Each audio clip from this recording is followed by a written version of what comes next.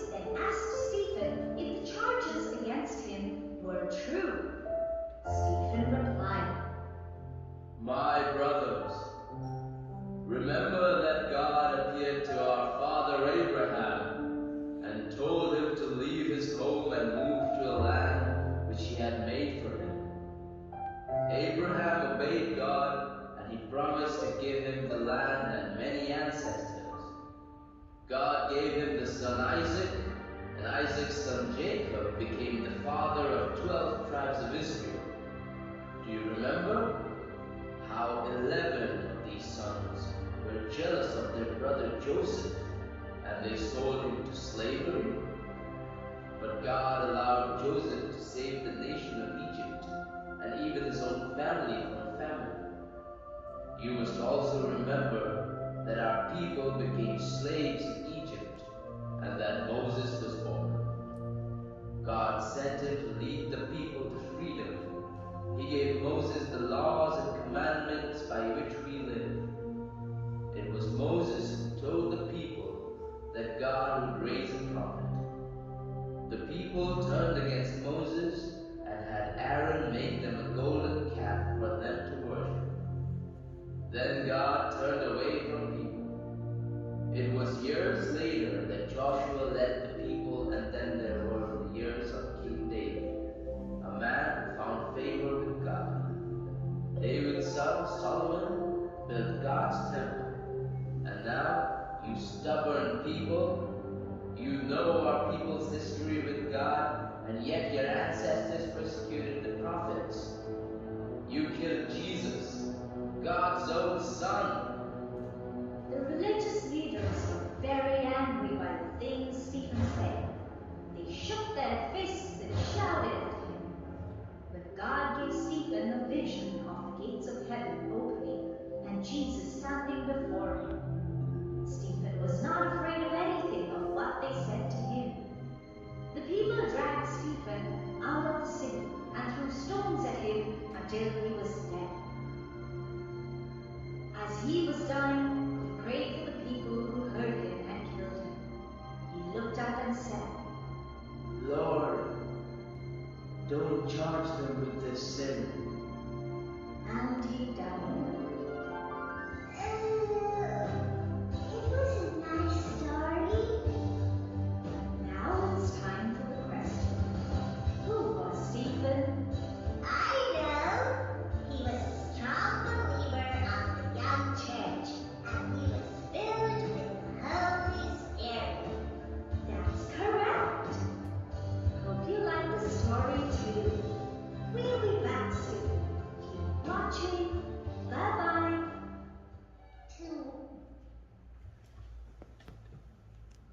Well, you heard the full story of Stephen on the video clip in English, and I know that you're smart, so I'm not going to, so you understand the full story and you understand and you remember, so I'm not going to explain.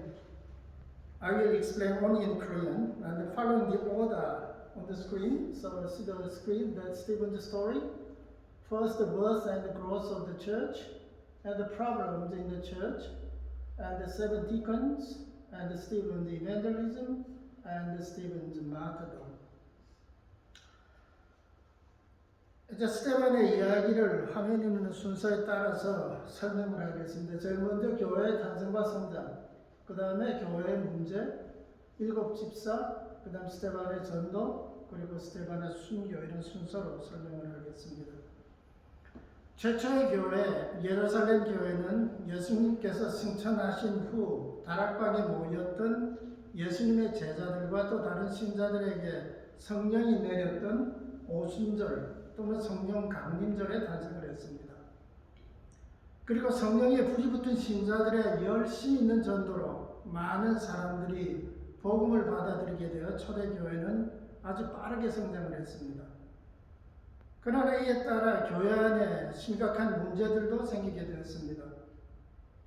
과부들을 위한 식량 배급 프로그램에 있어서 그리스 말을 하는 유태교인들이 히브리어를 쓰는 유태교인들에 비해서 차별을 받고 있다는 이야기였습니다. 이러한 불평을 듣고 제자들은 교회의 상황을 자세히 살펴봤습니다. 그리고 돌봐야 할 교인들의 숫자가 너무 많아서 12명의 제자들만으로서는 교회의 모든 일들을 도저히 감당할 수 없음을 깨닫게 되었습니다.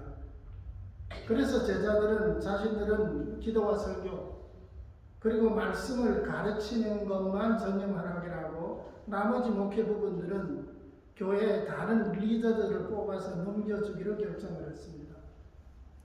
얼마 후 제자들은 그 결정을 모든 교인들에게 알리고 자신들을 대신하여 목회를 감당할 7명을 뽑도록 하였습니다.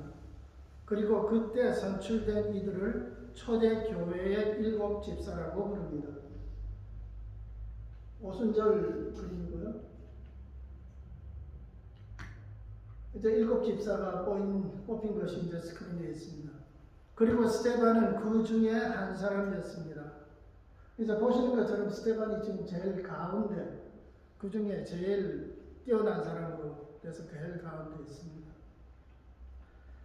그때 선출된 7 집사들은 모두 성령과 지혜가 충만했지만 그 중에서도 스데반이 으뜸이었습니다. 사도행전 8장 6절은 스데반이 은혜와 능력이 충만하고 굉장한 기적과 놀라운 일들을 많이 행하였다고 기록을 하고 있습니다.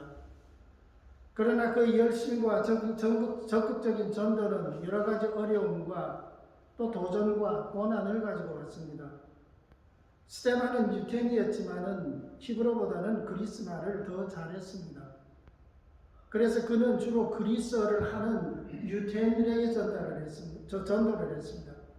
그들이 모이는 회당에 지도자들과 논쟁을 하게 되면 어느 누구도 스데반을 감당할 수가 없었습니다. 이에 화가 난 회당의 지도자들은 이전에 예수님을 체포하기 위해 쓰였던 전략을 다시 쓰게 되었습니다.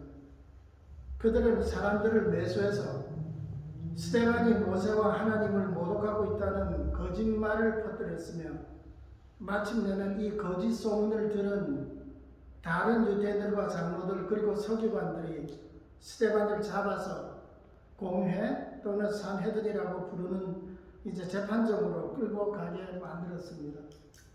스크린에 스데반이 이제 산헤드린 공회에 끌려가서 있는 모습의 그림입니다. 그리고 산헤드린에서는 몇 년 전 예수님을 신문했을 때와 비슷한 일들이 벌어졌습니다.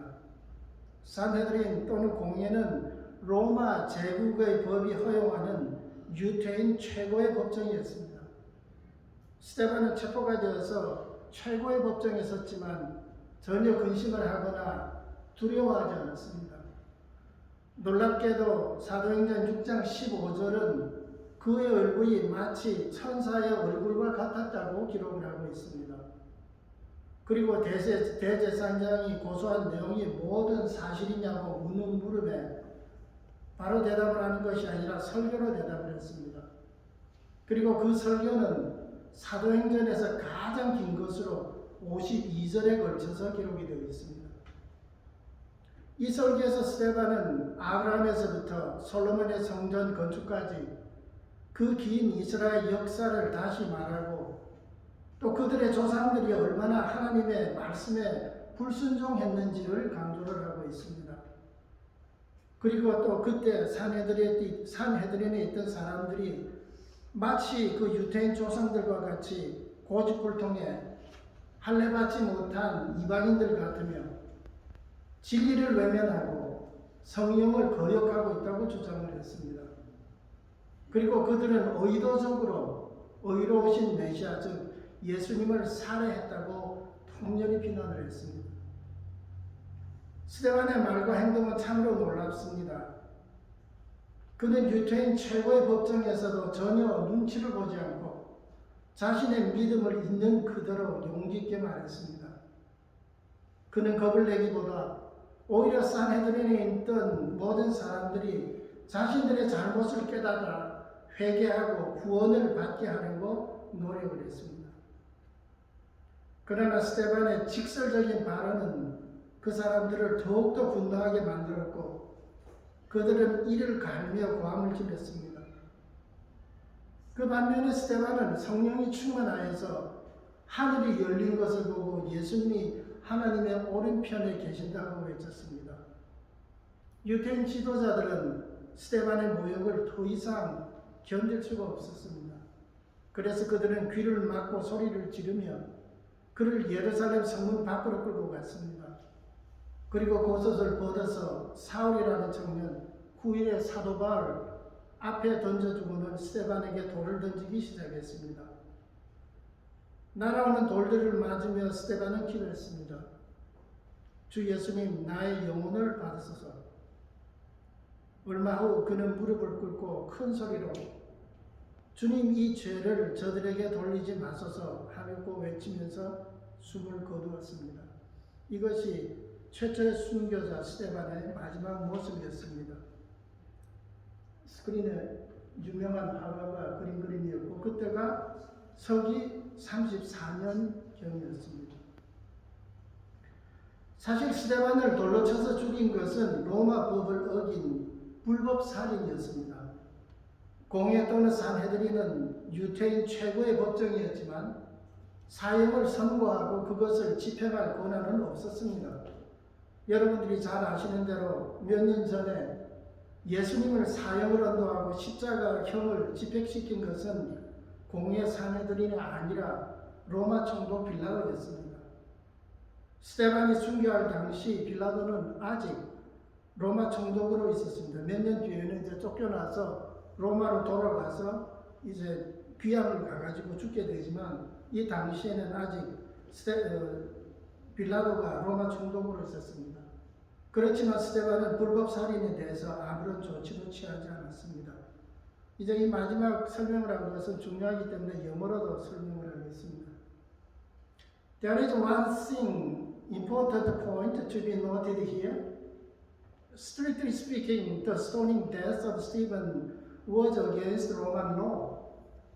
Although the Sanhedrin was the highest Jewish court, it was not given the authority to sentence death penalty and execute it. As you may remember, it was not the Sanhedrin, but the Roman governor Pontius Pilate who had issued the order for the execution and the crucifixion of Jesus. It is very likely that Pilate was still Roman governor of Judea at the time, but he did nothing about the unlawful killing of Stephen, and justice was not done. Now I'd like to highlight some of the significant features in Stephen's words, deeds, and influence. They are on the screen. 이제는 스크린에 있는 대로 지금까지 설명을 몇 가지를 중요한 사항을 요약을 한 다음에 다음 부분으로 넘어가겠습니다. 집사였으며 영적 은사가 많았고 설교자, 전도자, 순교자 그리고 그리스도를 닮은 사람이었으며 모델 크리스천이라는 내용이 되겠습니다. 스데반은 초대 교회 7 집사 가운데 한 사람이었습니다. 그는 믿음, 영적 능력, 그리고 지혜가 뛰어났으며 젊은 나이였지만 하나님의 말씀에 대해서 폭넓은 지식과 통찰력을 가지고 있었습니다. 그는 놀라운 기적을 행하며 두려움 없이 하나님의 말씀을 선포하고 수많은 사람들을 예수님께로 인도하였습니다. 그러나 그는 복음에 대한 정열과 용기 그리고 대담성으로 인해서 많은 어려움을 겪었으며 마침내는 체포되어서 유대인 최고의 법정에 서게 되었습니다. 거기서도 스데반은 두려움 없이 복음을 증거하다가 목숨까지 잃게 되었습니다. 그는 날아오는 돌들을 맞으면서 자기를 죽이고 있는 자들을 용서해달라고 기도를 하였으며 자기의 영혼을 하나님께 맡겼습니다. 그의 모습은 예수님께서 십자가에서 돌아가실 때의 모습과 너무나 닮아 있었습니다. 그래서 스데반은 짧지만 무척 굵은 삶을 살았고 그의 피는 교회의 첫 씨앗이 되었습니다. 그리고 많은 그리스도인들이 스데반과 같은 삶을 살기 위해 노력을 했습니다. 이제 스데반을 따른 많은 순교자들 중에 한 사람 이야기를 하겠습니다. 그리고 그의 이름은 스크린에서 보시는 대로 휴 라티노이고 그리고 그때는 영국의 왕 헨리 6세 때의 이야기입니다. Now I'm going to tell you one particular person who followed the example of Stephen, and his name is Hugh Latimer. And his portrait is on the screen with that of Henry VIII. And his story will be summarized on the screen. So I invite you to read it while I explain this in Korean very slowly. I'm going to add some English history there. So Koreans don't really know the English history, but Luke knows everything. Right? So script on the screen. 휴 라티머는 15세기 말에서 16세기 초까지 영국에서 살았던 프로테스탄트, 즉 개신교 주교였습니다. 어느 주일날 그는 영국의 왕 헨리 8세가 예배에 참석한 가운데 설교를 했습니다. 헨리 8세는 영국의 종교를 캐톨릭에서 개신교로 개혁을 한 왕이었습니다.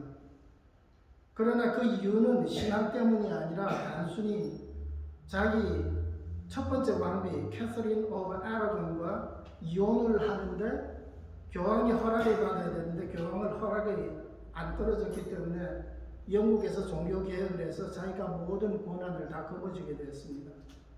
종교 개혁 후 그는 정치적, 종교적 모든 권력을 장악하고 마음껏 휘둘렀습니다. 그리고 마음에 들지 않는 사람들은 서슴지 않고 죽였습니다. 여러분 아시겠지만 헨리 8세는 왕비를 6사람을 가졌습니다. 순서대로 다 쫓아내고 죽이고 해서 죽을 때까지 왕비 6사람이었고, 이제 영화도 한국에서도 천일의 앤, 천일의 헨리 8세, 그래서 그런 영화들 가운데 이제 많이 나와 있습니다. 근데 이때 이야기는 이제 첫 번째 왕비 캐서린 오브 아라곤하고 이혼을 하는데 로마 교황이 허락을 받아야 되는데 왕비가 아주 철저한 캐톨릭 신자고 그 다음에 교황이 허락을 안 하니까 자기가 이제 종교 개혁을 해서 정치적 권력뿐만 아니라 종교적인 권력까지 양쪽을 다 거머쥐고 죽이고 싶은 사람들은 마음대로 죽이고 왕비도 바꾸고 마음대로 했던 마음입니다. 그래서 마치 조선 한국의 경우를 보게 되면 조선 왕조의 세 번째 왕 태종 이방원과 아주 비슷한 인물이었습니다. 태종 이방원은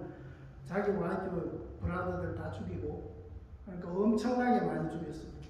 그런데 이제 헨리 8세는 영국에서 태종 이방원과 같은 왕이었습니다.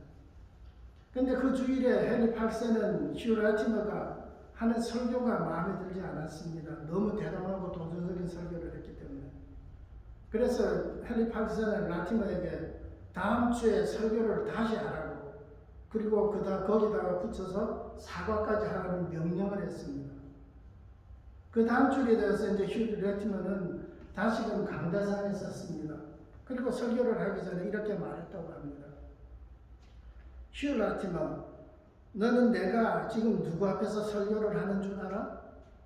마음에 들지 않으면 내 목숨까지 뺏을 수 있는 이 나라의 최고의 높으신 임금님 앞이야.